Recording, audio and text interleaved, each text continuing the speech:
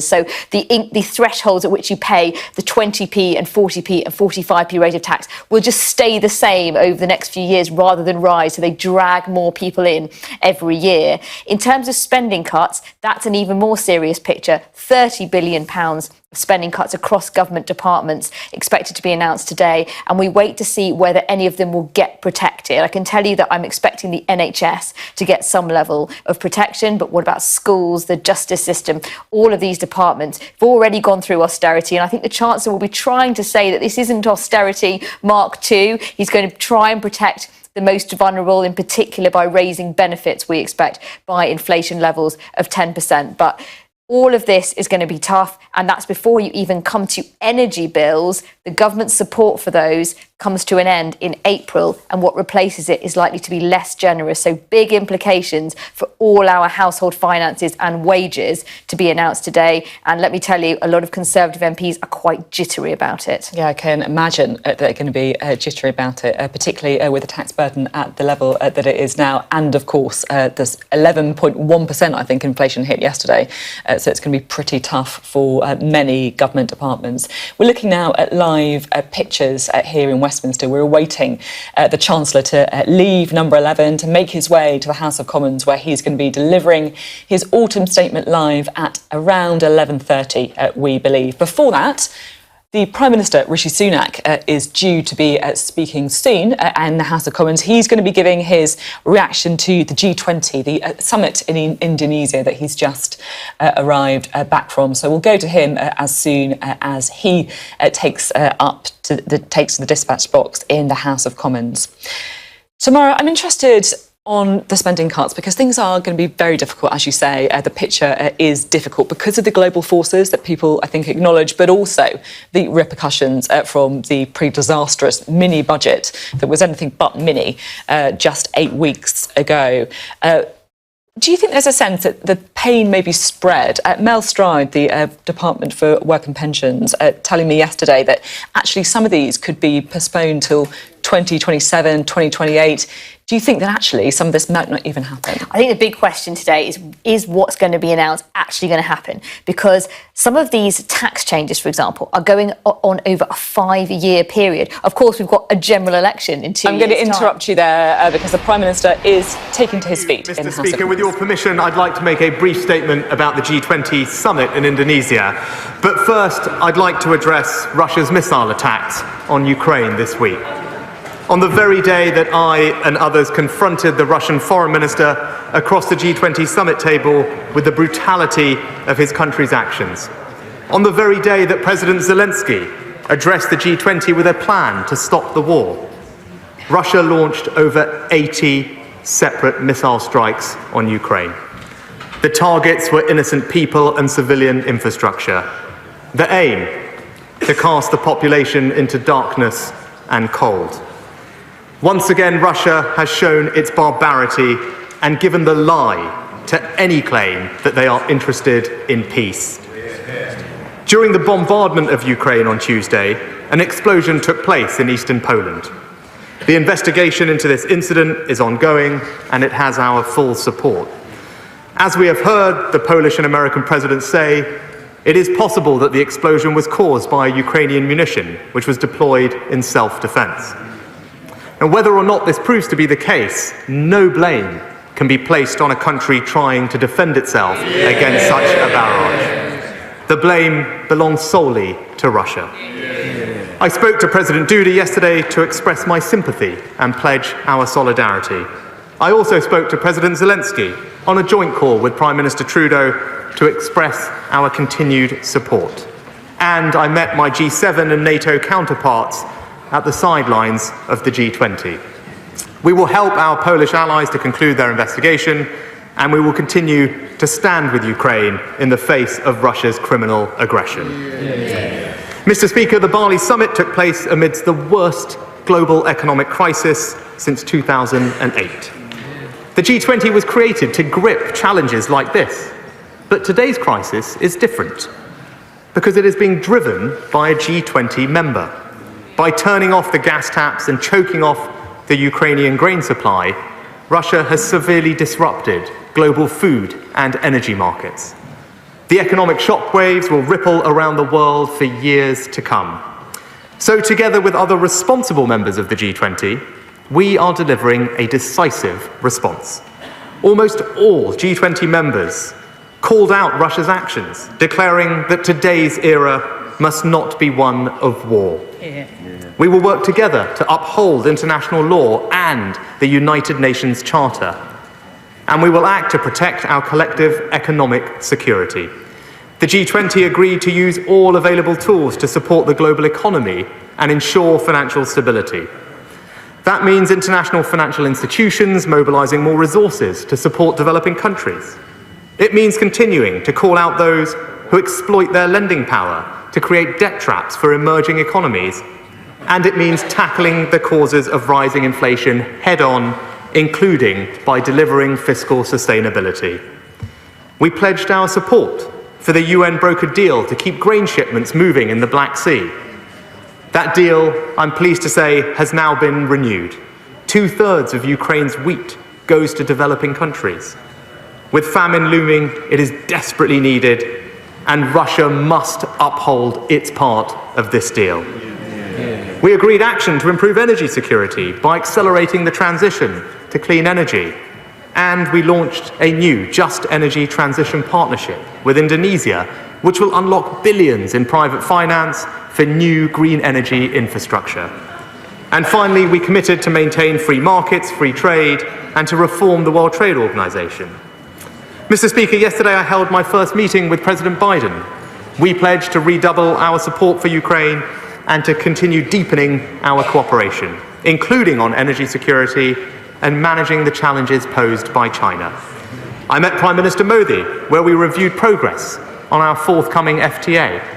I discussed our extension to the CPTPP with the Prime Ministers of Japan, Canada, and Australia, and I met with almost every other leader at the summit, with the exception of Russia.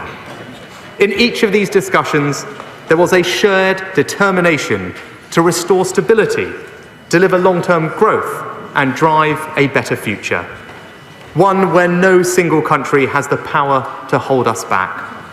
In just a few moments, my right honourable friend, the Chancellor, will build on these international foundations when he sets out the autumn statement, putting our economy back onto a positive trajectory and restoring our fiscal sustainability.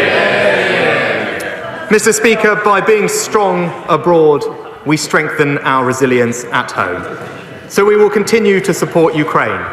We will continue to stand up for the rule of law and the fundamental principles of sovereignty and self-determination. And we will build a global economy that is more secure, more stable, and more resilient. Because this is what the gravity of the moment demands. And this is how we will ensure that our country emerges from this crisis stronger than it was before. And I commend this statement to the House. I now call the Leader of the Opposition, Keir Starmer. Thank you, Mr. Speaker. I'd like to thank the Prime Minister for an advance copy of his statement. What should have been a summit focused on global economic recovery and delivering clear commitments on climate change was sadly overshadowed by the unjustifiable actions of Russia and their illegal war in Ukraine. Civilian infrastructure targeted across Ukraine and a war of aggression rumbling on as world leaders tried to reach agreement. Whatever the outcome of the investigation into the missile incident in Poland, it is a stark reminder of the danger Russia's unjustifiable war has brought to the border of our NATO allies. We must remain vigilant and united in our opposition to this pointless and brutal conflict. And as I've said many times from this dispatch box, and to the Prime Minister personally, whatever other differences we may have across this House, and there are many, when it comes to the defence of Ukraine, we stand as one.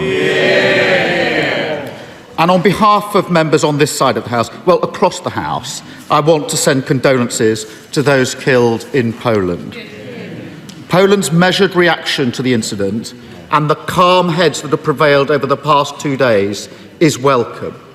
I listened carefully to what the Prime Minister said about this and agree with him that no country can be blamed for defending itself.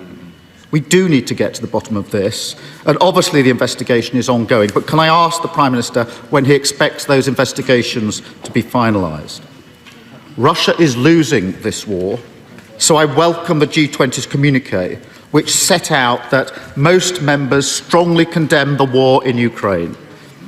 And I ask the Prime Minister, has further support for Ukraine been discussed amongst Western allies? And what efforts are taking place to open a diplomatic roadmap to rid Ukraine of Russian troops and bring an end to the conflict? It is crucial we work to find international unity to further isolate Putin. That will include working with China. We do not underestimate the challenges China poses to global security. And we must defend the human rights of the Uyghur and democracy in Hong Kong. But our approach must be measured, and it is in our interest to work with China on the climate crisis, trade, and most importantly, isolating Putin.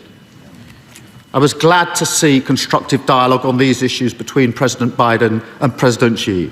And I'd like to ask the Prime Minister if he believes this summit marks a change in Western-China relations, and whether his government is now taking a different approach from his predecessor to British-China relations. Mr. Speaker, after a decade of low growth in this country, it's crucial we open new trade opportunities. Prime Minister has said he met Prime Minister Modi, where a future UK-India trade deal was discussed. This deal has previously been put in doubt by his Home Secretary, indicating she would not support it. Labour does support a trade deal with India. We believe this can bring new opportunities to promote and create new jobs here in Britain. So can he tell us when he now expects this deal to be completed, and if measures on visas will be included in the overall deal? And if so, can he guarantee his whole cabinet will actually support it? Can he also tell us whether in his meeting with President Biden, the UK-US trade deal was discussed? Or can we assume that this deal now has no prospect of being delivered anytime soon? Lastly, Mr. Speaker, can I ask the Prime Minister whether the Northern Ireland Protocol was raised by either US or EU colleagues? Failure to make progress is hurting British research, development and trade, all at a time when we need to remove barriers for British business. Fixing this issue could lead to a better relationship with our biggest trading partners, an opportunity for our scientists and our exporters, an end to the past 2 years of unnecessary fights and division. So when is he going to deliver? Mr. Speaker, our international alliances have never been so crucial for global stability and our own stability. We on this side of the House know that standing up to Russia's aggression will require further sacrifice. But we must make those sacrifices, because taking no action is not an option. The message from all of us must be clear. Ukraine will win, and Putin will lose. Democracy and liberty will defeat imperialism again. Thank you, Mr. Speaker. Well, Mr. Speaker, can I start by thanking the right honourable gentleman for his words about the situation in Ukraine and Russia, and for his condemnation of the Russian aggression and steadfast support for the government and indeed this whole House's position on Ukraine. He's right to ask about the further support that we'll be providing. He'll know that we have provided £1.5 billion in economic and humanitarian support to Ukraine, alongside obviously the military assistance. We are hosting a reconstruction conference in the UK next year, and there's an ongoing dialogue about what further support that the Ukrainian government needs from us and others. In the short term, we are in the process of providing 25,000 pieces of winter equipment for the brave Ukrainian soldiers, but also funding to help restore some of the damage done to their energy infrastructure, which I know has been warmly welcomed by President Zelensky. Just to briefly turn to some of his other questions, on China, I very much supported President Biden in his meeting with President Xi. The President and I discussed that meeting at length. I believe believe that our approach to China is aligned entirely with that of the US and indeed our other allies like Canada and Australia. Of course, China poses significant challenges to our values, our interests, and indeed our economic security. It's right that we take the steps necessary to defend ourselves against them, but it is also right to engage in dialogue where that can make a difference on solving some of the pressing global challenges that we all collectively face. He asked about the Northern Ireland. I have discussed this issue with both my European counterparts and indeed the President in various meetings, not just at the G20. I remain committed to finding a solution to the challenges posed by the protocol. It is clearly having an impact on families and businesses on the ground in Northern Ireland. The people of Northern Ireland deserve to have a functioning executive, particularly at a time like this, and it's something that I will devote my energies to bringing about. And I've had so far very constructive relationships with both the President and our European counterparts, including the Taoiseach last week on this particular issue. On trade, I think the broad overarching comment I would make to him is, when it comes to trade deals, whoever they may be with, what I won't do is sacrifice quality for speed. I think it is important. I think it is important that we take the time. It is important that we take the time to get trade deals right. Of course, this government believes wholeheartedly in the power and the benefits of free trade. It's something that we will champion around the world. With regard, I did discuss the free trade agreement with India, and both the Prime Minister and I committed our teams to working as quickly as we can to see if we can bring a successful conclusion to those negotiations. With regard to the US, their priorities are in lots of different areas, but with regard to trade, what we are doing, and the President and I discussed this, we are deepening our economic relationship. The United States is already our single largest trading partner. We're doing more with individual states to broaden our trade relationships, and we've seen recent action on tariffs with regard to steel, aluminium, and agricultural exports, all of which is good for the UK economy. And of course, we are in the process of some exciting conversations about joining CPTPP. That is real evidence of our country's commitment to the Indo-Pacific region. Is something that is supported by the Prime Ministers of Canada, Australia and Japan, and hopefully we can bring those negotiations to conclusion in the near future. And lastly, Mr. Speaker, I'd just say that my reflections on the summit and indeed on attending COP are that the United Kingdom is at its best when we are an engaged and active member of the global community, where we are standing up for our values, where we are defending our interests, but also spreading prosperity and alleviating poverty and suffering. I'm pleased to have had conversations with so many leaders over the past couple of days. It confirms to me that they very much welcome the UK support in achieving all of those objectives, and that's what this government will set about doing. Chair of the Select Committee, Alicia Kearns. Dialogue is never weakness. So will my right honourable friend tell us when he intends to reschedule his meeting with Xi Jinping? Because this is not an endorsement of the Chinese Communist Party, but an opportunity to set forward our red lines, particularly on the hostile actions we've seen on UK soil in the last month. But we do also need to see shortly a strategy from the Prime Minister on China. Will he also inform the House what progress is made at the G20 on isolating Russia, with India and other nations who are not as aligned with us on Ukraine, because they are key to global stability and also to ending bloodshed? Well, I thank the Chair of the Foreign Affairs Select Committee for her excellent question. She's absolutely right about the importance of dialogue. She would have heard what I said to the Leader of the Opposition. We are in the process of refreshing our integrated review, and no doubt our approach to China will be a part of that. But in the meantime, she's right that dialogue also offers the opportunity for us to raise issues of concern, defending our values and interests, particularly with regard to areas like Hong Kong, which we will continue to do as the opportunity arises. She's also right to point out the position of those non-aligned countries. I think we should all take enormous comfort from the fact that the G20 communiqué was actually agreed. It was substantive, comprehensive, and contained strong language of condemnation about Russia's aggression. That was by no means assured just a week or so ago, and I think speaks to the feeling in the international community, something that I saw across the G20 table as many, if not all, almost all countries took the opportunity to say something about Russia's actions and join us in condemning it. But there is always work to do, and we will continue to have that dialogue with those partners. We now come to the Leader of the SNP, Ian Blackford. Thank you, Mr Speaker, and let me thank the Prime Minister for advance sight of his statement. Mr Speaker, with the Russian military continuing to fire deadly missiles at civilians right across Ukraine, I sincerely hope that Putin's foreign minister was made to feel the justified anger and disgust by those attending the G20. And with that in mind, can I begin by asking the Prime Minister what progress has been made at these summits to further isolate Putin's regime on the international stage? The whole world must stand together on Russian sanctions, and we must make sure that those responsible for crimes against humanity face justice. And what progress has been made to ensure there is no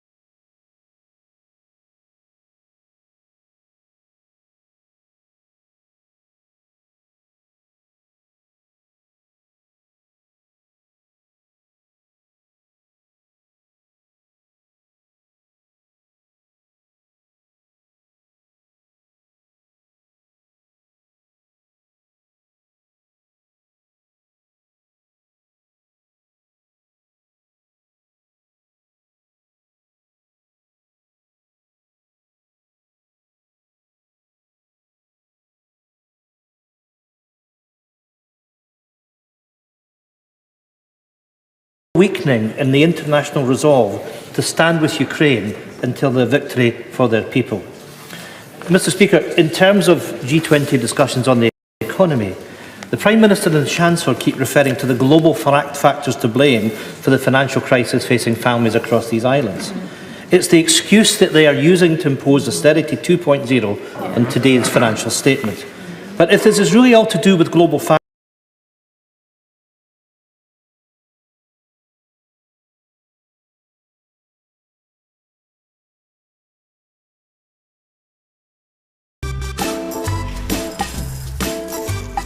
Life.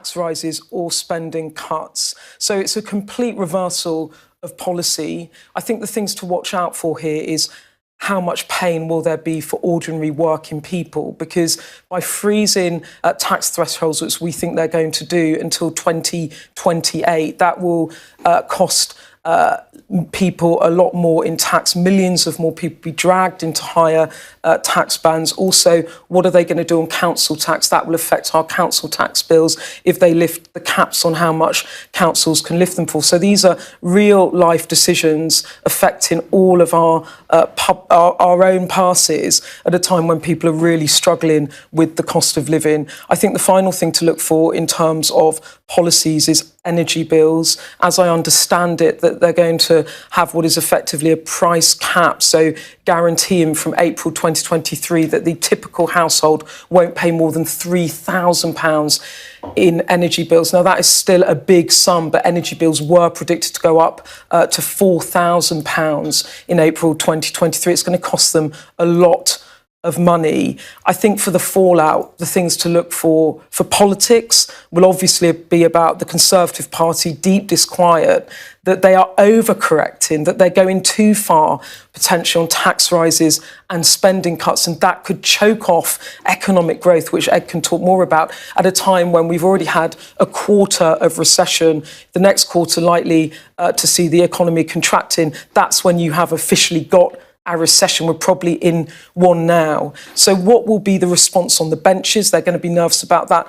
But also the public. One of the reasons I pressed the Prime Minister to go beyond just mistakes were made to acknowledging the Conservative Party's responsibility for the decisions, some of the decisions being made today, is that there hasn't really been a reckoning with the public about this. And the poll in the Times today by YouGov say that 45% of the public blame the government for increases in the cost of borrowing. So Rishi Sunak, just like Liz Truss before him, was trying to put economic turmoil, on the shoulders of the global economy. But it's more complicated than that. And, people are now going to really see the reality of what those decisions that Liz Truss and Kwasi Kwarteng made and how that's going to affect their lives. And I wonder what this will do in terms of Conservative Party polling. They're already 20 points behind in the polls, and they're now going to introduce swinging spending cuts and tax rises for all of us. It's going to be, a stormy day, to say the least, I think. Yeah, and as you say, just a complete reversal from where we were just 8 weeks ago, enough to give you whiplash.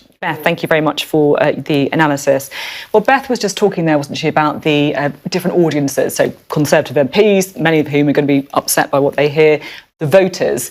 Well, I guess the third is the markets, isn't it? How critical do you think the market reaction is going to be today? I mean, when you think about that, so we were all here, weren't we, back on the 23rd of September? And, at the start of that day, no one knew what was in store. Even people I was talking to in the Treasury in that morning were like, we have no idea how this is going to go down. I mean, that's a sign of nervousness, but still, as a result of that, we had lots of very scary charts, and I'm hoping we don't have quite so many scary charts this time around.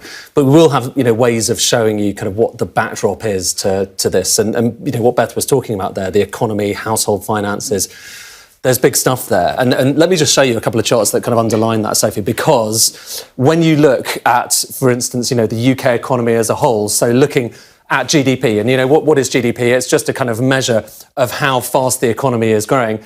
When you look at this, back before the pandemic, that was expected to rise and rise and rise over the course of the next few years. Look at that straight line going up and up and up. That's basically people getting better and better off. But then look at what happened afterwards, okay? Then we had the pandemic, a big fall, massive fall down there in terms of our income. That's activity going down, then it's bouncing back. But here's the key thing. Look at this. Look at the gap between the two. We've got that kind of lost ground. So we're just not as wealthy as a nation as we thought we would have been at this stage back in 2020. And it's worth just saying that's not the case, for instance, in the US or many other countries around the world. That lost ground, that potentially permanently lost ground is an issue for the UK. But here's the slightly scary one, okay? This is now what the Bank of England thinks we're heading for. Just look at that line and look at how different the shape is compared with last time. And remember that with these lines, the higher they are, the better off we're all doing. The lower they are, well, it's the opposite. We're not in a good place when those lines are basically kind of flatlining. Now, there are question marks about whether that Bank of England forecast, that was just a couple of weeks ago, whether that Bank of England forecast can be relied upon. But even so, we're probably more likely to see something a bit more like this from the Office for Budget Responsibility today. And remember, these are the official forecasts we get from the government upon which everything else is based. So looking at shapes like that is actually going to help us to get a sense of what's going on. One other kind of chart that we have looked at quite a lot recently, haven't we, is the pound. And, back in the day, I was saying just that then, we didn't expect, did we, at the start of that day, that we were going to be spending so much time looking at market charts. This is a market chart, basically, on how valuable the pound is versus the US dollar. And we're going back to the 14th of September, just because I want to show you a bit of the recent history. There was the mini budget. The higher this is, the more the pound is worth, by the way. That's the mini budget, 23rd of September. And just look at the plunge afterwards. So that was the moment we were in the studio talking about just how the pound was falling, but then it continued to fall over the course of that weekend. And look at where it ended up. Record low against the US dollar, just above $1 and getting close to parity. We'd never seen anything like that. Worse than in 1985, the Plaza Accord, worse than anything we've seen since, 1776, the invention of the dollar, US independence. And then we saw things change, obviously. So Liz Truss resigning, Kwasi Kwarteng resigning as well. And the pound has been strengthening ever since then. It's not just a pound story. It's worth just underlining that. There's a lot of other things going on right now. The dollar has been very strong recently as well. But even so, these charts, whether it's the pound, whether it's government bond yields, are the kinds of things that the government is going to be paying quite a lot of attention to. And the final thing I want to just note, because this again underlies everything else, is that question of a black hole. Remember, you've heard probably quite a lot about there being a black hole in the public finances that needs to be sorted out. What is that black hole? Well, this is basically it, okay? This is the national debt, okay? This big area here. And we're looking out into the future here, aren't we, okay? So 2023 and onwards. And what you can see is last time the OBR did its forecast, not that long ago in March, but it feels like, an age away, that was falling very gradually, but it was falling as a percentage of GDP in the next few years. That all changed with the mini budget. So look at that line. Look at how this suddenly becomes a rising chart of the rising national debt. And the rationale in the Treasury, the rationale you'll hear about from Jeremy Hunt is you need to basically eliminate that so the national debt is falling rather than gradually rising. And that is basically where the black hole comes in. It's quite simple here. But remember, that's a concept. It's not a definitive black hole. It's what the government would like to do. In other words, to have that falling over the next 5 years. And that in turn will involve potentially spending cuts, tax increases of getting up towards about 50, 60 billion pounds. So that's the big picture, Sophie. And, when you look at some of these charts, when you look at what they're faced with, that underlines why we're going to be hearing kind of quite miserable tone from Jeremy Hunt and others. But, this has changed a lot even over the course of the last few weeks. It was going to be just a fiscal update. It was going to be a kind of relatively small statement. Now, this will potentially set the tone for the next 5 years of both economics and politics. So it's a big deal. It really brings me back to when the three of us were here 8 weeks ago as well, looking at your charts. And I'm not sure our jaws left the floor that day. I wonder if we'll have a bit more of a sense, I think, about what to expect later today. Thank you both very much. We'll be back with you in a moment. But let's bring in Sky's Dan Whitehead, shall we, who is at Bristol's St Nicholas Market, where traders are waiting to hear how the Chancellor's announcement will affect their businesses. Dan, what are they telling you? Yeah, morning, Sophie. We've been in and around Bristol all morning speaking to members of the public. They're worried about their energy bills. They are worried about their taxes, but of course businesses as well. As you say, we're in St Nick's Market. They're setting up for the lunchtime trade. This is one of the busiest food markets here in the city of Bristol. And we're going to chat now to Sam from the Olive Works, one of the busiest stalls here, Sam. And you were talking about how you've actually had to make changes. Let's just talk about at the minute what are the problems that the business faces and all the businesses here in terms of costs. What's gone up for you? Pretty much everything, I would say. I think the craziest one for us is the produce that we're buying in. You see from our boards up there, we've had to make changes to the menu just because of how expensive stuff is. Lots of sort of Tipex and paint that's gone over. Yeah, things have had to be taken off, and also prices have had to go up as well. So stuff like lamb, we don't sell that anymore, which is one of our biggest sellers. It's just Why? It's just too expensive? Yeah, the price has almost doubled. So what about bills and everything like that? Bills, thankfully I'm not really in charge of them, but we know they're just rising along with everything else as well. Just quickly, can you pass on these costs? Because I know that in about an hour's time you will have queues going down here, so people are still coming. Have you noticed any difference in what people order or the number of people? Definitely a change in how much they spend. Extra stuff like drinks, they just don't really buy anymore. But I mean, business has still been all right. Yeah, it's just. And I notice you've got two signs here, staff needed. That's pretty much across the board here. Everyone's looking for staff, aren't they, in hospitality? Where if you know anyone that wants a job, tell them to bring their CV in. But yeah, it's a bit of a dangerous. Let's just walk down here. Thanks, Sam. Thanks so much. Let's chat to Abdul, who's at one of the other stalls here. As I say, look, you do get a lot of tourists here, so they're still doing the trade. But Abdul, if we can just have a quick chat, because I know that you're also setting up here lots of curries on the go, and you're saying that you're also noticing a pressure on your bottom line, your costs. Yes, it's getting a bit high. What's the squeeze been for you? Squeeze been like like meat. Meat. It's going up sky. It's very very expensive. And the vegetables, electric. Everything went up. The Chancellor Jeremy Hunt is going to deliver this autumn statement in the next half an hour. What would be your number one priority for the government to help you? Electric.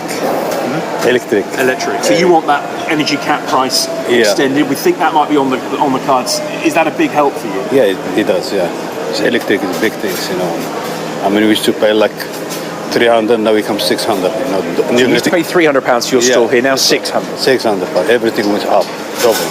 Are you able to pass these costs on to the customers here at lunchtime? Yeah. You can pass it, no problem. But only so much, I presume. Yeah. Not much, but the things change. Sometimes we want to put the prices a bit up. People are not happy about it. But all the costs went high and high. How are you feeling about going into next year? Are you optimistic or are you worried? A bit worried. The winter coming, and then everything, and people. I don't think you can afford to go outside as well. Even though the price is a bit low, people still complain. Abdul, I'll let you get back because I know everyone is setting up here for the lunchtime trade. I think for a lot of people, and speaking to some of the customers here as well, it's about how much of a buffer zone they have. They've seen their energy prices go up. They've seen a bit less in their pay packets, and with inflation at a 41-year high, how much more can people take? How much more can the businesses take before that buffer zone that people have, if they have it, if they're fortunate to have it, stops and they can't squeeze any more out of that monthly pay? So a lot of people, public and the businesses, will be keeping a keen eye on the Chancellor in the next 15 minutes or so. Yeah, they certainly will. Not long to wait now as well, just around 10 minutes to go until the Chancellor takes to his feet. Well, we can go down to Sky's Sally Lockwood, who's in Wolverhampton for us today, where business owners and shoppers are also awaiting the Chancellor's announcement nervously.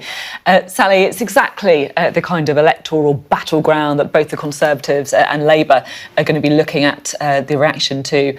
What is the sense where you are? well, certainly the cost of living is very much in the forefront of people's minds here. Wolverhampton has a strong industrial heritage. We're actually in the headquarters of Chubb Locks, which was built more than 120 years ago, but it was renovated as a retail space back in the 1990s, and certainly they're already seeing the first shoots of recession here. A cinema which has been open in this building for 30 years closed exactly 2 weeks ago today, and I'm joined now by two business owners who have a business in this building, Craig Speed and Daniel Wright. They're both from a railway maintenance company called Empro. Thanks so much for joining us. Now, your business has been around for about 5 years. You employ around 40 people. Correct. How is business at the moment? Well, I mean, it's buoyant for us. We went through the pandemic and we actually grew, but obviously, like any SME at the moment, we're concerned about the future, what the budget announcements mean to our costs and our ability to retain the right staff and serve our contracts and make profit on what we do. And what we're expecting today from the Chancellor is tax rises, spending cuts. We're going into a recession. What's the outlook for you? So in terms of rail, as well, there's uncertainty in rail. So the outlook is that projects that we might have been awarded or that we tendered for some time ago, 12 months ago, might yet not yet mobilised. And similarly, our costs have gone up since we put those proposals in, but we don't have an opportunity to raise our prices. And obviously our customers, the train and freight operators, they're facing downward pressure to cut costs, so we have to hold our prices whilst our costs themselves have gone up. So, as we've already touched on, remunerating the staff, we might have assumed, given labour rates a year ago, we're having to pay a lot more than that now to retain those people, and that puts pressure on our profits. Cast your minds back to just 8 weeks ago, a mere 8 weeks ago, the Kwasi budget under the very brief Liz Truss administration. As business owners, how did you feel about that? That was focused on growth, obviously. Yeah, I mean, you know, as an owner of an SME, reducing of corporation tax and things like that will help us with our operation. But by the same token, I think we didn't see it potentially as sustainable or necessarily right for the country. And in terms of your workers, you've got around 40 staff. Inflation is a huge issue. People on lower incomes are more impacted by inflation. How are they coping at the moment? So obviously we've got some really good teams from Scotland down to the south coast, and we want to retain those people. So we're aware that they might not be knocking the door at the moment, but we're anticipating conversations about pay awards, pay reviews, and obviously we want to retain good people and look after our best people. So, we're anticipating those costs coming forward. And as I say, there's not really an opportunity to increase our prices. We have to hold our prices. So we'll be absorbing that. But yeah, we're waiting for those conversations to start. Okay, Daniel, Craig, thank you so much for speaking to us. We wish you well. Certainly, there are already very worrying reports about how people are struggling to cope here. People who have cut themselves off from the power grid altogether because they're so worried about paying their energy bills. And research last month showed that 1 in 5 people in the West Midlands, in the poorest areas, are already skipping meals trying to make ends meet. Certainly, people in regions like this want to be heard down in Westminster today. Yeah, well, not too long to find out whether or not their voices will be. Sally, thank you so much for bringing us that update from Wolverhampton. Well, we'll be talking about what voters think, what the electorate think. Let's talk a little bit now, shall we, on how the autumn statement is likely to go down with the business community. We can talk now to our business presenter, Ian King, who is in the city for us. Ian, what are you watching for? Well, Sophie, I mean, Ed Conway took you through some of the fiscal arithmetic earlier on. I mean, very little tends to happen in the equity markets on budget day. It really is going to be all about what happens in the bond markets, the UK government gilt market, and indeed, to a lesser extent, the foreign exchange markets. Sterling, of course, has traded at a 3-month high in the last week against the US dollar. That's partly down to dollar weakness, but there's no doubt that the scare that we had after the mini budget has been put in abeyance somewhat, and that's certainly true in the market for UK government bonds, government gilts. Gilt yields, which of course are an implied government borrowing cost, have come down pretty significantly. If you take the 10-year gilt, well, the yield on that now is currently just north of 3.1%. It's actually lower than it was in the days going into the mini budget. So to that extent, all of the market panic that you saw post Kwasi Kwarteng's mini budget has unwound. The question is whether you can keep yields down, and that is really what the market will be looking from Jeremy Hunt today. Don't forget that in the next few years, government, the cost of servicing the national debt, meeting interest payments on the national debt, is going to be north of £100 billion a year. It's going to consume a tenth of the government's revenues. If you think back only a few years ago, Sajid Javid, who the last Chancellor but three, he tried to set that at 6%. So there's clearly a big increase in government borrowing costs. So to that extent, if you can get the deficit down more rapidly than anticipated, well, ultimately that is all to the good in the longer term. For the broader business community, Sophie, well, I think people will want to hear a bit more about growth, because obviously the main focus of what we're getting on today is all about sorting out the fiscal position and getting the government borrowing down in the longer term. But of course, you can't just cut your way to growth, and that is something that businesses have been arguing for some time. There are a lot of measures that the business world would like to see in terms of enhancing productivity, whether that is, for example, loosening the planning regulations, addressing business rates, which is a real bugbear for a lot of businesses right now. There's been very little indication from Jeremy Hunt that business rates reform is going to be on the agenda. It is, of course, something that the Labour Party has pledged to look at, and that is a real area that would certainly help businesses out. Another is on the ease with which businesses can hire migrant workers. We've got a very tight labour market right now. The level of unemployment is at a 48-year low. There's a massive skills shortage. A lot of businesses very concerned about that. So that is something that they would hope to see addressed today. I suspect they shouldn't hold their breath, to be honest with you. I think you may be right there. Ian, thank you very much for the update from the City. We'll have more from Ian as we get more details on the autumn statement. And at 4:30, you can ask your own questions on how the autumn statement is likely to affect you, because we're going to be holding a Q&A with the personal finance expert Gemma Godfrey. That's at 4:30 this afternoon, live on Sky News. Worth putting your questions in, because the one thing we do know is that this is an autumn statement that is going to be impacting every single one of us. Myself, Beth and Ed will have all eyes on the chamber in the House of Commons. You can see it there now. Boris Johnson is in the chamber. We understand also Theresa May, you might even be able to pick her out in a bright orange jacket, awaiting to hear from the Chancellor, as we all are. And we are going to be taking you straight to that statement just as soon as he gets to his feet. In the meantime, Beth, there's been some consternation, hasn't there, been from some Conservative MPs already, talking. Is he on his feet there? I'm just having a quick look. It looks like... Nope, he sat down again. It's a false alarm. Not yet. We'll be back with you as soon as he does. As MPs scurry to take their seats. It's always packed on these days, isn't it? How much consternation do you think there may be from the benches, Beth, if we are going to see the level of tax rises that we're expecting?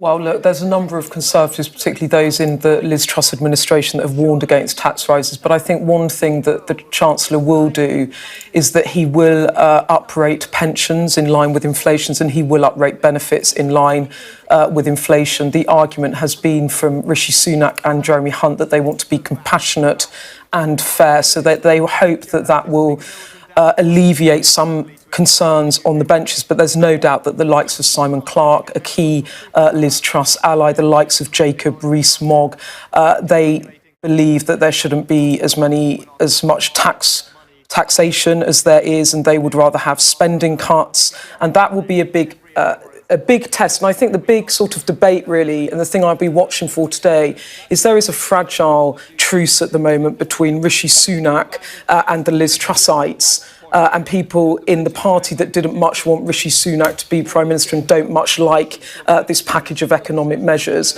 And the question will be in the coming weeks, can the truce still hold, or are the divisions going to open up again? Let's listen to the Chancellor. Mr. Speaker, In the face of unprecedented global headwinds, families, pensioners, businesses, teachers, nurses, and many others are worried about the future. So today, we deliver a plan to tackle the cost of living crisis and rebuild our economy. Our priorities are stability, growth, and public services. We also protect the vulnerable, because to be British is to be compassionate, and this is a compassionate Conservative government. We are not alone in facing these problems, but today we respond to an international crisis with British values. We are honest about the challenges, and we are fair in our solutions. Yes, we take difficult decisions to tackle inflation and keep mortgage rates down. But our plan also leads to a shallower downturn, lower energy bills, higher growth, and a stronger NHS and education system.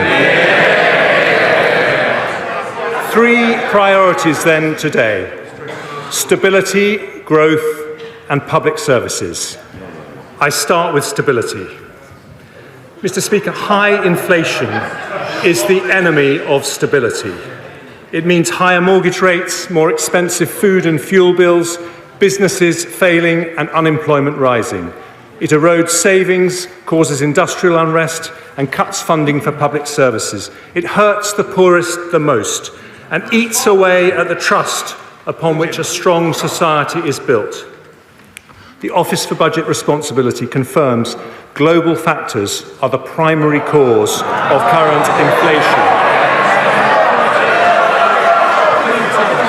Most countries are still dealing with the fallout from a once-in-a-century pandemic. The furlough scheme, the vaccine rollout, and the response of the NHS did our country proud, but they all have to be paid for. The lasting impact on supply chains has made goods more expensive and fueled inflation, and this has been worsened by a made-in-Russia energy crisis. Putin's war in Ukraine has caused wholesale gas and electricity prices to rise to 8 times their historic average. Inflation is high here, but higher in Germany, the Netherlands, and Italy. Interest rates have risen here, but faster in the US, Canada, and New Zealand. Growth forecasts have fallen here, but fallen further in Germany. The International Monetary Fund expects 1/3 of the world's economy to be in recession this year or next. So the Bank of England, which has done an outstanding job since its independence, now has my wholehearted support in its mission to defeat inflation. And I today confirm we will not change its remit. But we need fiscal and monetary policy to work together. And that means the government and the bank working in lockstep. It means, in particular, giving the world confidence in our ability to pay our debts. British families make sacrifices every day to live within their means, and so too must their government, because the United Kingdom will always pay its way. I understand the motivation of my predecessor's mini-budget, and he was correct. He was correct to identify growth as a priority. But unfunded tax cuts are as risky as unfunded spending, which is why we reversed the planned measures. As a result, government borrowing has fallen, the pound has strengthened, and the OBR says today that the lower interest rates generated by the government's actions are already benefiting our economy and public finances. But, Mr. Speaker, credibility cannot be taken for granted. And yesterday's inflation figures show we must continue a relentless fight to bring it down, including a rock-solid commitment to rebuild our public finances. Richard Hughes and his team at the OBR today lay out starkly the impact of global headwinds on the UK economy, and I'm enormously grateful to him and his team for their thorough work. The OBR forecast the UK's inflation rate to be 9.1% this year and 7.4% next year. They confirm that our actions today help inflation to fall sharply from the middle of next year. They also judge that the UK, like other countries, is now in recession.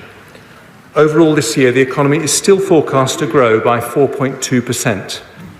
GDP then falls in 2023 by 1.4%, before rising by 1.3%, 2.6% and 2.7% in the following 3 years. The OBR says higher energy prices explain the majority of the downward revision in cumulative growth since March. They also expect a rise in unemployment from 3.6% today to 4.9% in 2024, before falling to 4.1%. Today's decisions mean that over the next 5 years, borrowing is more than halved. This year, we're forecast to borrow 7.1% of GDP, or £177 billion. Next year, 5.5% of GDP, or £140 billion. Then by 2027-28, it falls to 2.4% of GDP, or £69 billion. As a result, underlying debt as a percentage of GDP starts to fall from a peak of 97.6% in 2025-6 to 97.3% in 27-28. I also confirmed 2 new fiscal rules.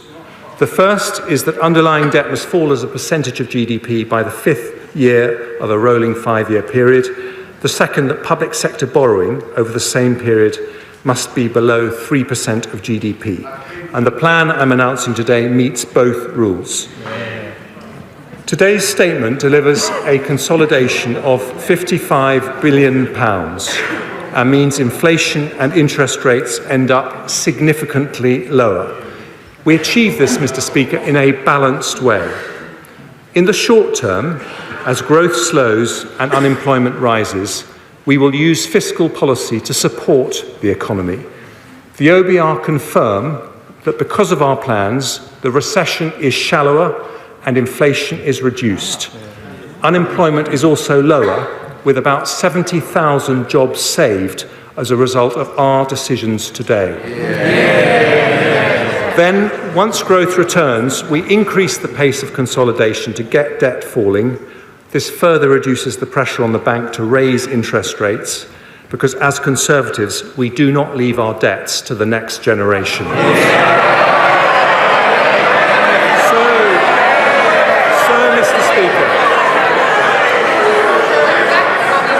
So, Mr. Speaker, this is a balanced path to stability, tackling inflation to reduce the cost of living and protect pensioner savings whilst supporting the economy on a path to growth. But it means taking difficult decisions. Anyone who says there are easy answers is not being straight with the British people. Some argue for spending cuts, but that would not be compatible with high-quality public services. Others say savings should be found by increasing taxes, but Conservatives know that high-tax economies damage enterprise and erode freedom.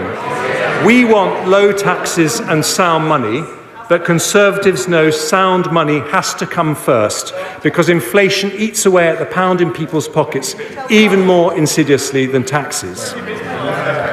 So with just under half of the £55 billion consolidation coming from tax and just over half from spending, this is a balanced plan for stability.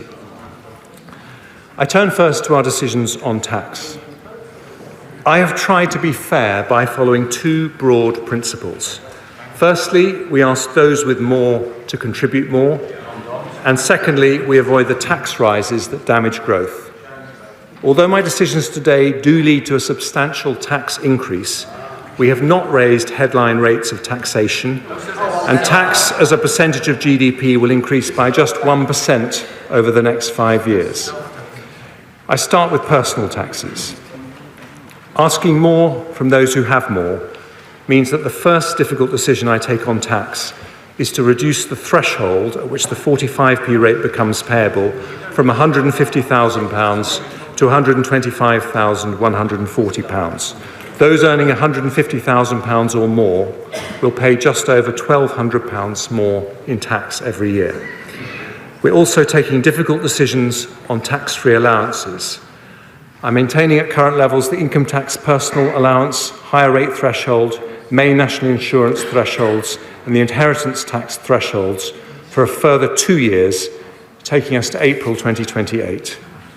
Even after that, we'll still have the most generous set of tax-free allowances of any G7 country. I'm also reforming allowances on unearned income. The dividend allowance will be cut from £2,000 to £1,000 next year and then to £500 from April 24. The annual exempt amount for capital gains tax will be cut from £12,300 to £6,000 next year and then £3,000 from April 24. These changes still leave us with more generous allowances than countries like Germany, Ireland, France and Canada. Because the OBR forecast half of all new vehicles will be electric by 2025, to make our motoring tax system fairer, I've decided that from then, electric vehicles will no longer be exempt from vehicle excise duty. Company car tax rates will remain lower for electric vehicles, and I've listened to industry bodies and will limit rate increases to 1 percentage point a year for 3 years from 2025. The OBR expects housing activity to slow over the next 2 years, so the stamp duty cuts announced in the mini-budget will remain in place, but only until the 31st of March 2025. After that, I will sunset the measure, creating an incentive to support the housing market and the jobs associated with it by boosting transaction during the period the economy most needs it. I now turn to business taxes. While I've decided to freeze the employer's NICS threshold until April 2028, we will retain the employment allowance at its new higher level of £5,000. This means 40% of all businesses will pay no NICS at all. The VAT threshold is already more than twice as high as the EU and OECD averages. I will maintain it at that level until March 26. My right honourable friend, the Prime Minister, successfully negotiated a landmark international tax deal to make sure multinational corporations, including big tech companies, pay the right tax in the countries they operate. I will implement these reforms, making sure the UK gets our fair share. Alongside further measures to tackle tax avoidance and evasion, this will raise an additional £2.8 billion by 27-28. I've also heard concerning reports of abuse and fraud in R&D tax relief for SMEs, so I've decided today to cut the deduction rate for the SME scheme to 86% and the credit rate to 10%, but increase the rate of the separate R&D expenditure credit from 13% to 20%. Despite raising revenue, the OBR have confirmed that these measures have no detrimental impact on the level of R&D investment in the economy. Ahead of the next budget, we'll work with industry to understand what further support R&D intensive SMEs may require. Next, windfall taxes. I have no objection to windfall taxes if they are genuinely about windfall profits caused by unexpected increases in energy prices. But I know the honourable members opposite are getting excited at the talk of windfall taxes. Can I just say that any such tax should be temporary, not deter investment, and recognise the cyclical nature of energy businesses. So, taking account of this, I've decided that from January the 1st until March 28, we will increase the energy profits levy from 25 to 35%. The structure of our energy market also creates windfall profits for low-carbon electricity generation. So from January the 1st, we've decided to introduce a new temporary 45% levy on electricity generators. Together, these measures raise £14 billion next year. Finally, I turn to business rates. It's an important principle that bills should accurately reflect market values. So we'll proceed with the revaluation of business properties from April 23. But I will soften the blow on businesses with a nearly £14 billion tax cut over the next 5 years, Nearly 2/3 of properties will not pay a penny more next year, and thousands of pubs, restaurants and small high street shops will benefit. This will include a new government-funded transitional relief scheme, as called for by the CBI, the British Retail Consortium, the Federation of Small Businesses and others, benefiting around 700,000 businesses. Mr. Speaker, our plan for the cost of living delivers lower inflation, lower mortgage rates, a shallower downturn and lower unemployment. But it also involves public spending discipline. So I turn next to how we protect public services through a challenging period. The Prime Minister's vision for this country has at its heart a strong NHS and world-class education. We know that a strong economy depends on strong public services, so we will protect them as much as we can as we deliver our plan for stability and growth. We do have to take difficult decisions on public finances, so we're going to grow public spending, but we're going to grow it more slowly than the growth in the economy. For the remaining 2 years of the spending review, we'll protect the increases in departmental budgets we've already set out in cash terms, and then grow resource spending at 1% a year in real terms in the 3 years that follow. Although departments will have to make efficiencies to deal with inflationary pressures in the next 2 years, this decision means overall spending in public services will continue to rise in real terms for the next 5 years. Before I turn to our plan for schools and the NHS, I start with two other areas of spending. The Department for Work and Pensions has a critical role in supporting people into work, and I am proud to live in a country with one of the most comprehensive safety nets anywhere in the world. But I am also concerned that we've seen a sharp increase in economically inactive working-age adults of around 630,000 people since the start of the pandemic. Employment levels have yet to return to pre-pandemic levels, which is bad for businesses who cannot fill vacancies and bad for people missing out on the opportunity to do well for themselves and their families. So the Prime Minister has asked the Work and Pensions Secretary to do a thorough review of issues holding back workforce participation to conclude early in the new year. Alongside this, I am also committed to helping people already in work to raise their incomes, progress in work, and become financially independent. So we will ask over 600,000 more people on universal credit to meet with a work coach so that they can get the support they need to increase their hours or earnings. I've also decided to move back the managed transition of people from employment and support allowance onto universal credit to 2028, and will invest an extra £280 million in DWP to crack down on benefit fraud and error over the next 2 years. And the government's review of the state pension age will also be published in early 2023. Our security at home depends on our security overseas. So I turn next to defence and other international commitments. The privilege of being this country's Foreign Secretary showed me firsthand the enormous respect in which this country is held, because the United Kingdom is and has always been a force for good in the world. Nothing sums that up more than the courage of our armed forces, men and women who risk their lives every day in defence of our territory and our belief in freedom. Alongside them, I salute the citizens of another country right on the front line of that fight today, the brave people of Ukraine. The United Kingdom has given their military support worth £2.3 billion since the start of Putin's invasion, the second highest contribution in the world after the United States, which demonstrates that our commitment to democracy and open societies remains steadfast. In that context, the Prime Minister and I both recognise the need to increase defence spending. But before we make that commitment, it's necessary to revise and update the integrated review, written as it was before the Ukraine invasion.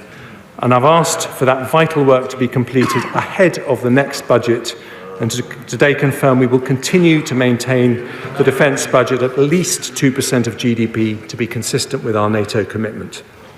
Another important international commitment is to overseas aid. The OBR's forecasts show a significant shock to public finances, so it won't be possible to return to the 0.7% target until the fiscal situation allows. We remain fully committed to that target, and the plans that I've set out today assume that ODA spending will remain around 0.5% for the forecast period. As a percentage of GNI, we were the third highest donor in the G7 last year, and I am proud our aid commitment has saved thousands of lives around the world. So I look forward to working closely with my right honourable friend, the member for Sutton Coldfield, now rightly back in his place in Cabinet, to make sure we continue to play a leadership role in tackling global poverty.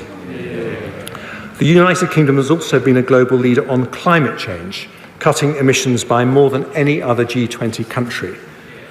But with the existential vulnerability we face, now would be the wrong time to step back from our international climate responsibilities. So I also confirm that despite the economic pressures, we remain fully committed to the historic Glasgow Climate Pact agreed at COP26, including a 68% reduction in our own emissions by 2030. I turn to education. Mr. Speaker, being pro-education is being pro-growth. But providing our children with a good education is not just an economic mission, it's a moral mission, one to which my right honourable friend the Prime Minister has always been deeply committed. Thanks to the efforts of successive Conservative education secretaries, particularly my right honourable friends from Surrey Heath and from Bognor Regis, we have risen 9 places in the global league tables for maths and reading in the last 7 years. I still, however, have concerns that not all school leavers get the skills they need for a modern economy. But for the first time ever, this country has a Conservative education secretary who left school at 16 to become an apprentice and knows firsthand why good skills matter. There are many important initiatives in place, but as Chancellor, I want to know the answer to one simple question. Will every young person leave the education system with the skills they would get in Japan, Germany or Switzerland? So I've appointed Sir Michael Barber to advise me and my right honourable friend, the Education Secretary, on the implementation of our skills reform programme. As we raise the skill levels of our school leavers, I want also to ensure that even in an economic crisis, the improvement in school standards continues to accelerate. Some have suggested putting VAT on independent school fees as a way of increasing core funding for schools, which would raise about £1.7 billion. But according to certain estimates, that would result in up to 90,000 children from the independent sector switching to state schools, giving with one hand only to take away with another.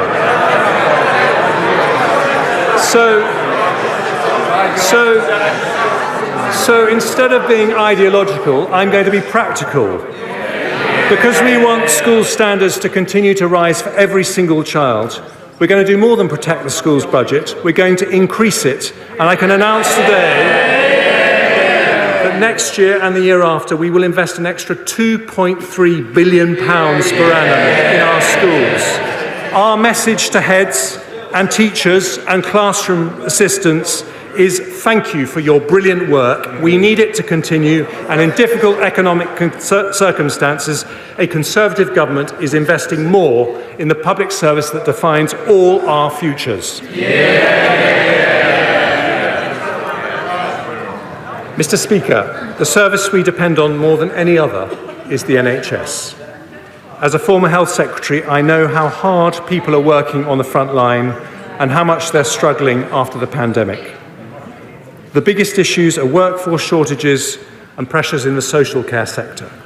So today I address them both. On staff shortages, the former chair of the Health and Social Care Select Committee put forward a case for a long-term workforce plan. He even wrote a book about it, which I've read. I've listened carefully to his proposals, and I believe they have merit. So the Department of Health and Social Care and the NHS will publish an independently verified plan for the number of doctors, nurses and other professionals we'll need in 5, 10 and 15 years' time, taking full account of the need for better retention and productivity improvements. I've also listened to extensive representations about the challenges facing the social care sector. It did a heroic job looking after children, disabled adults and older people during the pandemic. Its 1.6 million employees work incredibly hard, but even outside the pandemic, the increasing number of over 80s is putting massive pressure on their services. I also heard very real concerns from local authorities, particularly about their ability to deliver the DILNOT reforms immediately. So I will delay the implementation of this important reform for 2 years, allocating the funding to allow local authorities to provide more care packages. I also want the social care system to help free up some of the 13,500 hospital beds that are occupied by those who should be at home. So I've decided to allocate for adult social care additional grant funding of £1 billion next year and £1.7 billion the year after. Combined with savings from the delayed DILNOT reforms and more council tax flexibilities, this means an increase in funding available for the social care sector of up to £2.8 billion next year and £4.7 billion the year after. That's a big increase, but how we look after our most vulnerable citizens is not just a practical issue, it speaks to our values as a society. So today's decision will allow the social care system to deliver an estimated 200,000 more care packages over the next 2 years, the biggest increase in funding under any government of any colour in history. The NHS budget has been increased to record levels to deal with the pandemic. And today I'm asking the NHS to join all public services in tackling waste and inefficiency. We want Scandinavian quality alongside Singaporean efficiency, both better outcomes for citizens and better value for taxpayers. That does not mean asking people on the front line, often exhausted and burned out, to work harder, which would not be possible or fair. But it does mean asking challenging questions about how to reform all our public services for the better.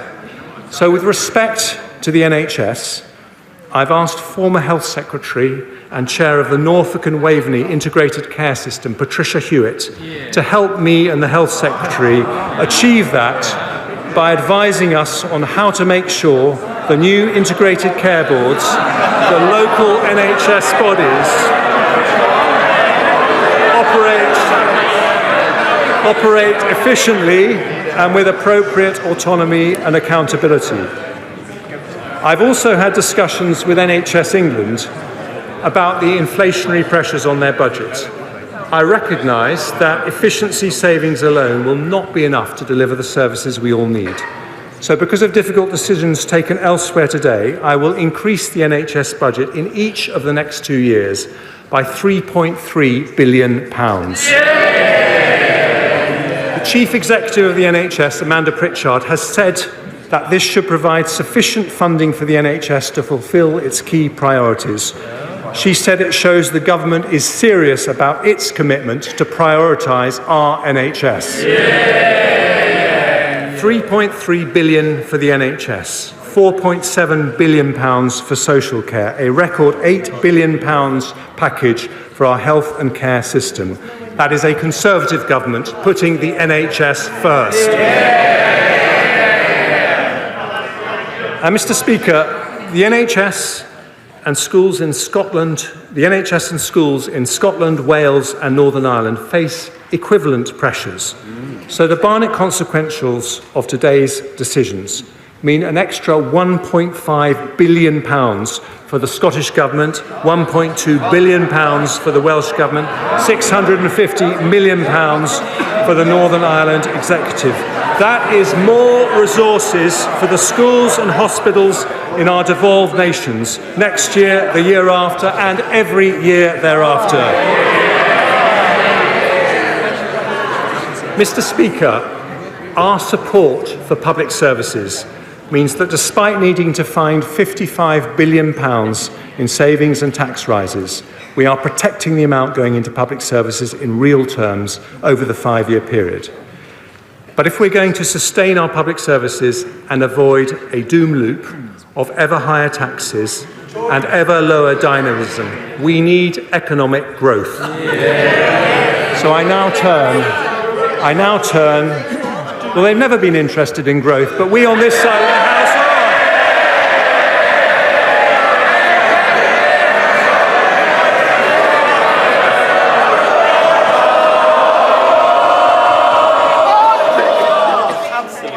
I want to get to the end of the budget statement like the rest of the people of this country. Chancellor of the Exchequer. Thank you, Mr. Speaker. So let's start with a difficult message for the party opposite. You cannot borrow your way to growth.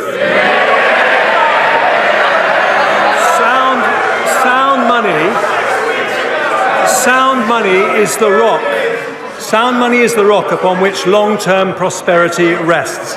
But it isn't enough on its own. Our plan is designed to build a high-wage, high-skill economy that leads to long-term prosperity. In his May's lecture, my right honourable friend the Prime Minister identified the keys to doing this: people, capital and ideas. Today's increase in the education budget demonstrates our commitment to people and skills. And I now outline 3 further growth priorities: energy, infrastructure and innovation.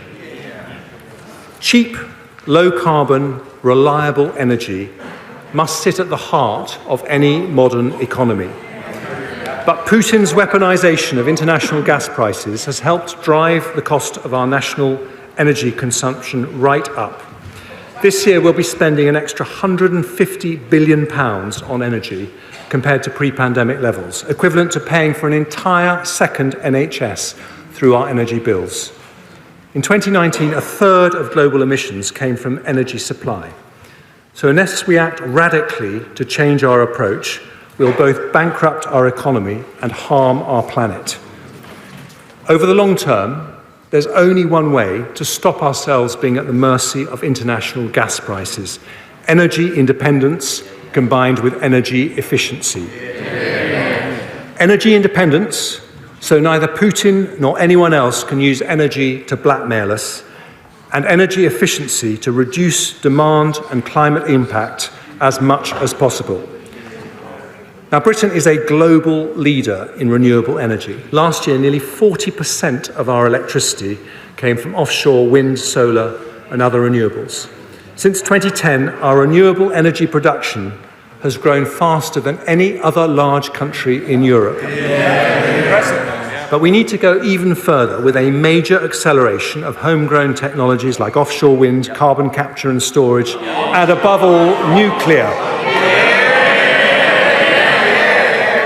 This will deliver new jobs, industries and export opportunities and secure the clean, affordable energy we need to power our future economy and reach net zero.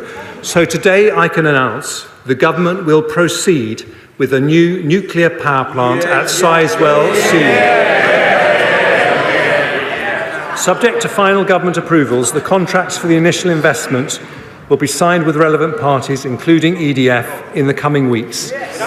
This will create 10,000 highly skilled jobs and provide reliable, low-carbon power to the equivalent of 6 million homes for 50 years. Our £700 million investment is the first state backing for a nuclear project in over 30 years and represents the biggest step in our journey to energy independence. But, Mr. Speaker, energy efficiency is just as important. So today, we set our country a new national ambition. By 2030, we want to reduce energy consumption from buildings and industry by 15%. Reducing demand by this much means, in today's prices, a £28 billion saving from our national energy bill, or £450 off the average household bill. This must be a shared mission, with families and businesses playing their part. But so will the government play our part. In this Parliament, we're already planning to invest in energy efficiency a total of £6.6 billion. Today I'm announcing new funding from 2025 of a further £6 billion, doubling our annual investment to deliver this new national ambition. Our commitment to the British people is over time to remove the single biggest driver of inflation and volatility facing British businesses and consumers. So my right honourable friend, the Business and Energy Secretary, will publish further details on our energy independence plans and launch a new energy efficiency task force shortly. Mr. Speaker, if a modern economy needs secure, clean and affordable energy, it also needs good roads, rail, broadband and 5G infrastructure. Such connections matter because they allow wealth and opportunity to spread to every corner of the country. And that is why infrastructure is our second growth priority. Thanks to decisions by this Conservative government, right now workers right across the country are building or maintaining thousands of miles of roads and railways, installing mobile masts and broadband cables to connect the remotest parts of rural Britain, building and repairing hospitals and constructing new wind turbines in the North Sea. When looking for cuts, capital is sometimes seen as an easy option, but doing so limits not our budgets, but our future. So today I can announce that I'm not cutting a penny from our capital budgets in the next 2 years and maintaining them at that level in cash terms for the following 3 years. That means that although we're not growing our capital budget as planned, it will still increase from £63 billion 4 years ago to £114 billion next year, £115 billion the year after, and remain at that level, more than double what it was under the last Labour government.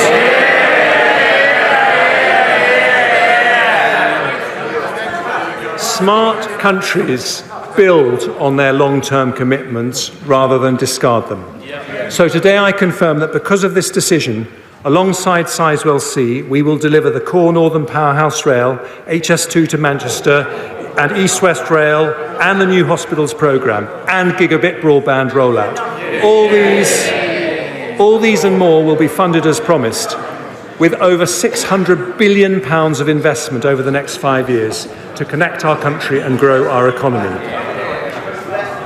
Our National Conservative mission is to level up economic opportunity across the country. And that too needs investment in infrastructure. So I will also proceed with round 2 of the Levelling Up Fund, at least matching the £1.7 billion value of round 1. We'll also drive growth across the UK by working with the Scottish Government on the feasibility study for the A75, supporting the Advanced Technology Research Centre in Wales and funding a trade and investment event in Northern Ireland next year. But to unlock growth right across the country, we need to make it easier for local leaders to make things happen without banging on a Whitehall door. Our brilliant mayors, like Andy Street and Ben Houchen, have shown the power of civic entrepreneurship. We need more of this inspirational local leadership. So today I can announce a new devolution deal that will bring an elected mayor to Suffolk and deals to bring mayors to Cornwall, Norfolk and an area in the North East to follow shortly. We're also making progress towards trailblazer devolution deals with the Greater Manchester Combined Authority and West Midlands Combined Authority, and soon over half of England will be covered by devolution deals.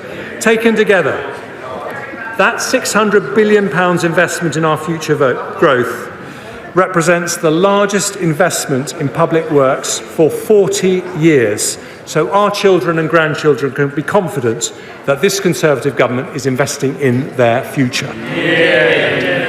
Energy and infrastructure. And now our third growth priority, innovation. Mr. Speaker, we have a national genius for innovation.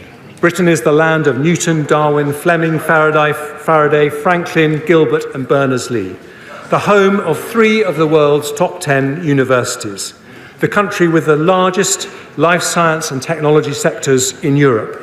Thanks to successive Conservative governments, we remain a science superpower. And I salute the work of the former Chancellor George Osborne, my right honourable friend from Tunbridge Wells, and my honourable friend the Science Minister and member for Mid Norfolk, for laying the vital foundations to make this possible. 21st century economies will be defined by new developments in artificial intelligence, quantum technologies and robotics. But we need to be better at turning world-class innovation into world-class companies. So as a former entrepreneur, I had to get that in somewhere, I want to combine our technology and science brilliance with our formidable financial services to turn Britain into the world's next Silicon Valley. We learned from the success of Nigel Lawson's Big Bang in 1986 that smart regulatory reform can spur investment from all over the world. So today, using our Brexit freedoms, I confirm the next steps in our supply-side transformation. By the end of next year, we will decide and announce changes to EU regulations in our 5 growth industries: digital, life sciences, green industries, financial services and advanced manufacturing. And I've asked the Chief Scientific Officer, Sir Patrick Vallance, who did such a brilliant job in the pandemic, to lead our work on how to do this. The second lesson of Nigel Lawson's Big Bang is the most important driver of global success is not tax subsidies, but competition. So we will legislate to give the Digital Markets Unit new powers to challenge monopolies and increase the competitive pressure to innovate.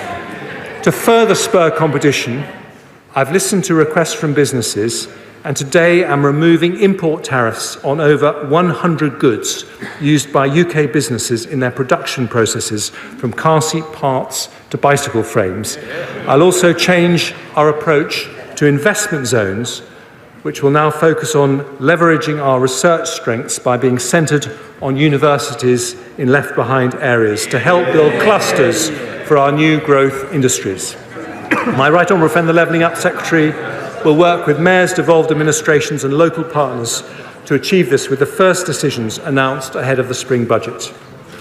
I've heard some speculation that we might cut the research and development budget today, but I believe that would be a profound mistake. In our 2017 manifesto, we announced a target to invest 2.4% of our GDP in R&D, and the latest ONS data suggests the UK is close to meeting that target. I want to go further, so today I protect our entire research budget and confirm that we'll increase public funding for R&E to 20 billion by 24-25 as part of our mission to make the United Kingdom a science superpower. And finally, Nigel Lawson's Big Bang inspires us today, but nearly 40 years on, we must stay true to its mission to make the UK the world's most innovative and competitive global financial centre. So to further support investment across our economy, I also announced that we're publishing our decision on Solvency II, which will unlock tens of billions of pounds of investment for our growth-enhancing industries. 3 priorities for growth: energy security, investment in infrastructure, and a plan to turn the United Kingdom into the world's next Silicon Valley, transforming British intellectual genius into British commercial success. But alongside British genius, we must remember another great national quality: British compassion. So this final part of our plan protects the most vulnerable, and it's to that I now turn. Mr. Speaker, strong public finances aren't just to make accountants happy. It's because we took difficult decisions in 2010 that we could afford record funding increases for the NHS, the landmark furlough scheme, and now the energy price guarantee. Today, the discipline that we've shown means we can provide targeted support to help our most vulnerable citizens with the cost of living. One of the biggest worries for families is energy bills, and I pay tribute to my predecessor, the Right Honourable Member for Spelthorne, and the former Prime Minister, the Right Honourable Member for South West Norfolk, for their leadership in this area. This winter, we will stick with their plan to spend £55 billion to help households and businesses with their energy bills, one of the largest support plans in Europe. From April, we'll continue the energy price guarantee for a further 12 months at a higher level of £3,000 per year for the average household. With prices forecast to remain elevated throughout next year, this will mean an average of £500 support for every household in the country. At the same time, for the most vulnerable, we'll introduce additional cost of living payments next year of £900 to households on means-tested benefits, £300 to pensioner households, and £150 for individuals on disability benefit. We'll also provide an additional £1 billion of funding to enable a further 12-month extension to the Household Support Fund, helping local authorities to assist those who might otherwise fall through the cracks. And for those households who use alternative fuels, such as heating oil and LPG to heat their homes, I'm today doubling the amount of support from £100 to £200, which will be delivered as soon as possible this winter. And before the end of the year, we'll also bring forward a new targeted approach to support businesses from next April. But I want to go further to support people most exposed to high inflation. Around 4 million families live in the social rented sector, almost 1/5 of households in England. Their rents are set at 1% above the September inflation rate, which means that on current plans, they're set to see rent hikes next year of up to 11%. For many, that would just be unaffordable. So today I can announce that this government will cap the increase in social rents to a maximum of 7% in 23-24. Compared to current plans, that is a saving for the average tenant of £200 next year. This government introduced, I thought they cared about the most vulnerable.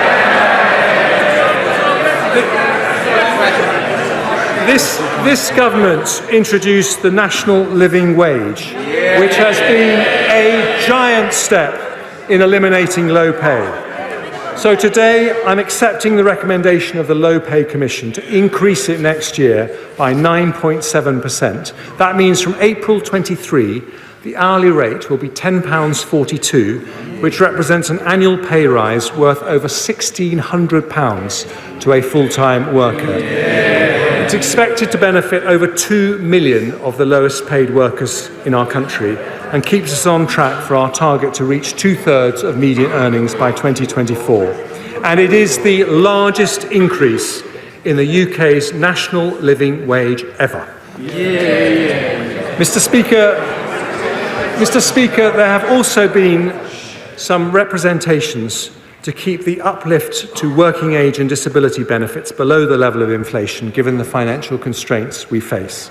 But that would not be consistent with our commitment to protect the most vulnerable. So today I also commit to uprate such benefits by inflation with an increase of 10.1%. That is an expensive commitment costing £11 billion, but it means 10 million working age families will see a much needed increase next year, which speaks to our priorities as a government and our priorities as a nation. On average, a family on universal credit will benefit next year by around £600, and to increase the number of households who can benefit from this decision, I'll also exceptionally increase the benefit cap with inflation next year. Finally, Mr. Speaker, I've talked a lot about British values of compassion, hard work, dignity, fairness.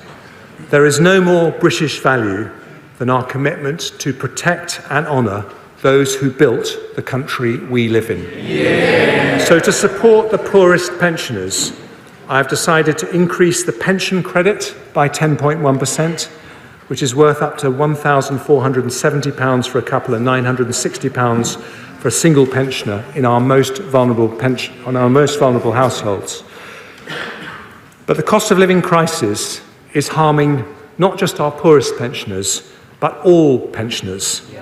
So because we've taken difficult decisions elsewhere today, I can also announce that we will fulfil our pledge to the country to protect the pensions triple lock.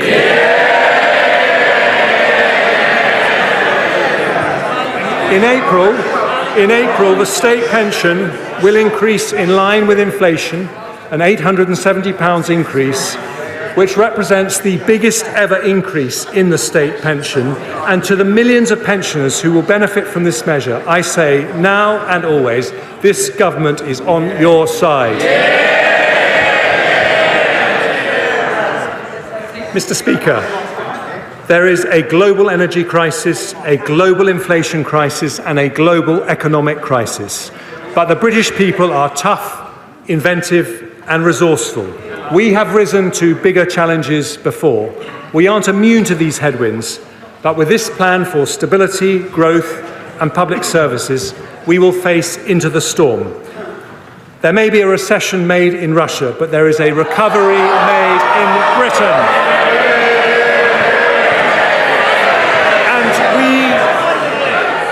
And we commit to our plan today with British resilience and British compassion.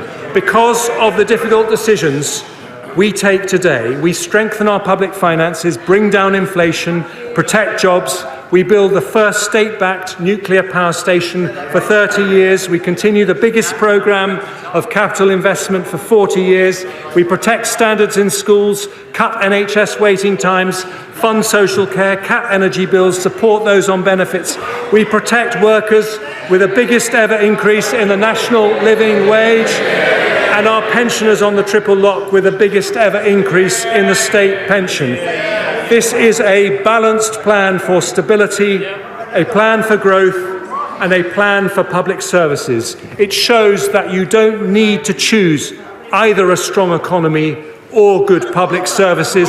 With Conservatives, and only with Conservatives, you get both. And I commend this statement to the House.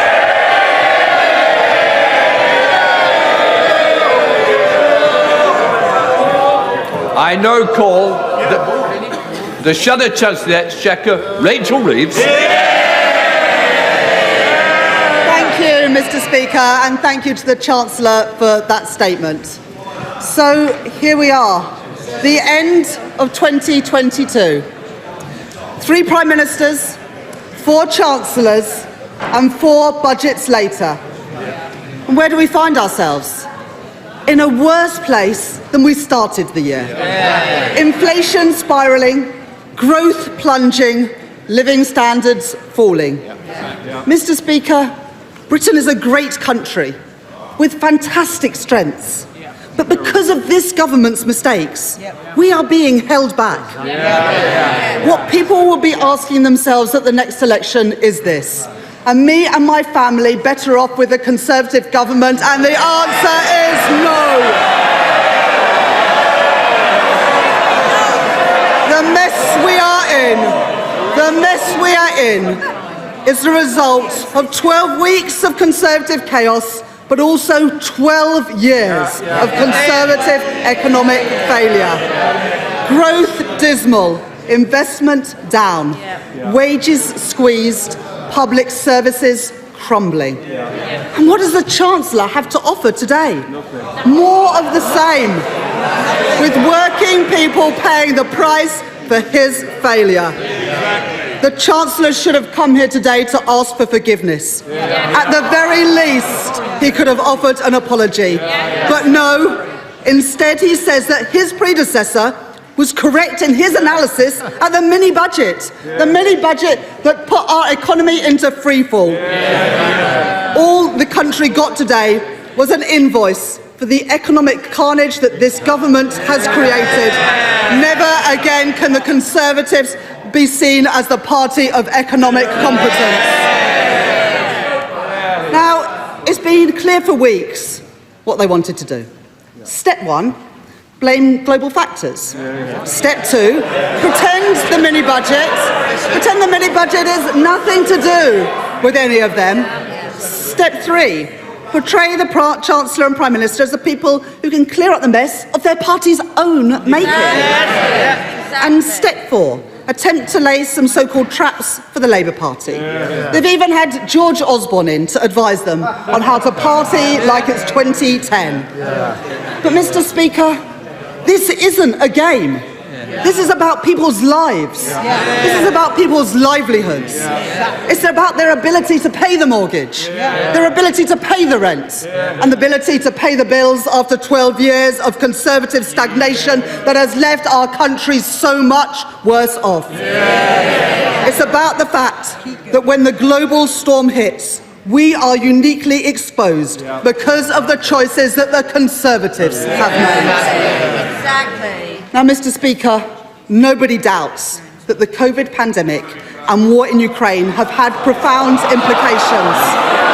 And the whole House is united in its condemnation of Russia's aggression. But Britain's problems started before the COVID pandemic, and they started before Russia's illegal invasion of Ukraine. The UK has grown by an average of 1.4% a year under the Conservatives, compared to 2.1% a year in the Labour years before that. We are the only G7 economy that is still poorer than before the pandemic. As the Governor of the Bank of England told the Treasury Select Committee yesterday, the US has grown by 4.2% since the pandemic. The GDP of Eurozone countries is 2.1% higher. And yet the UK is 0.7% smaller than at the start of the pandemic. We aren't recovering. We are heading into recession, as the OBR has confirmed today. Now, the Governor described these differences as dramatic and as stark. How does the Chancellor describe them? And how does he explain them? This is the price of a decade of Tory choices and economic failure.